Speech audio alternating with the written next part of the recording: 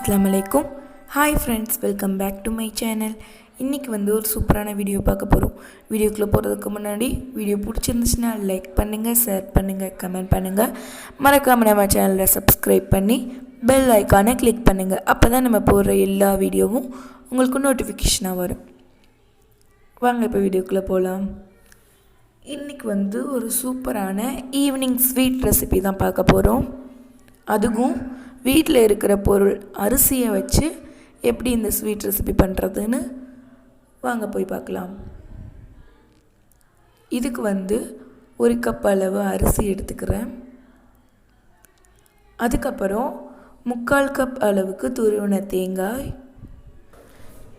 3/4 cup சர்க்கரை.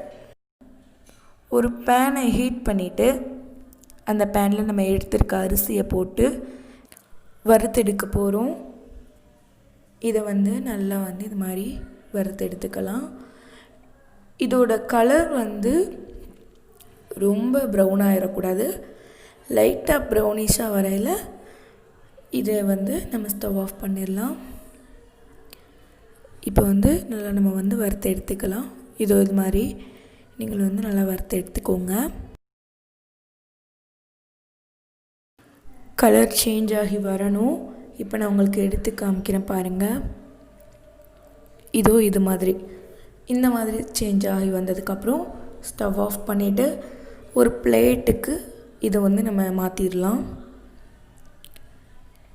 இதை வந்து ஒரு பிளேட்டில் மாற்றிட்டு இது நல்லா ஆறுனதுக்கப்புறம் மிக்ஸி ஜாரில் போட்டு நல்லா பவுடர் பண்ணிக்கலாம். ஸ்மூத்தான பவுடராக இருக்கணும்.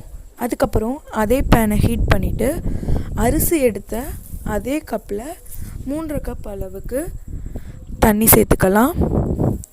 1 கப் அரிசிக்கு 3 கப் அளவு தண்ணி சேர்த்துக்கணும்.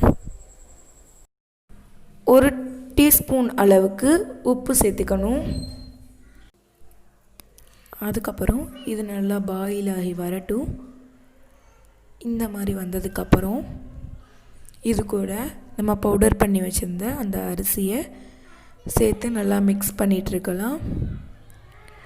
இது வந்து நல்லா மிக்ஸ் பண்ணிகிட்டே இருங்க. அதுக்கப்புறம் உங்களுக்கு இந்த மாதிரி கன்சிஸ்டன்சியில் கிடைக்கும். நல்லா சுருண்டு வரும். அப்போ வந்து நம்ம எடுத்து வச்சுருந்த 3/4 கப் சர்க்கரையை இது கூட ஆட் பண்ணிக்கலாம். இது மாதிரி ஆட் பண்ணிவிட்டு நல்லா மிக்ஸ் பண்ணிக்கோங்க. அதுக்கப்புறம் ஸ்டவ் ஆஃப் பண்ணிவிட்டு நம்ம எடுத்து வச்சுருந்த 3/4 கப் துருவின தேங்காவை இதில் போட்டு நல்லா மிக்ஸ் பண்ணிக்கோங்க.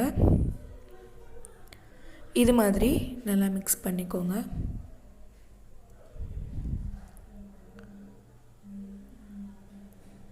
இது மாதிரி நல்லா மிக்ஸ் பண்ணிவிட்டு 2 ஏலக்காயை வந்து பவுடர் பண்ணிவிட்டு சேர்த்துக்கோங்க. அதுக்கப்புறம் கை பொறுக்கிற சூடு வந்ததுக்கப்புறம் இது மாதிரி உருண்டையாக நீங்கள் பிடிச்சிக்கோங்க, லட்டு மாதிரி. இப்போ வந்து எல்லாத்தையும் வந்து இதே மாதிரி பிடிச்சிட்டு காமிக்கிறோம். இப்போ வந்து எல்லாத்தையும் இது பண்ணியாச்சு. இப்போ வந்து பார்த்திங்கன்னா சூப்பரான அரிசி மாவு உருண்டை ரெடி ஆயிடுச்சு. இது வந்து ரொம்பவே வந்து டேஸ்டியாக இருந்துச்சு. நீங்கள் வந்து வீட்டில் வந்து நீங்கள் மறக்காமல் செஞ்சு பாருங்கள்.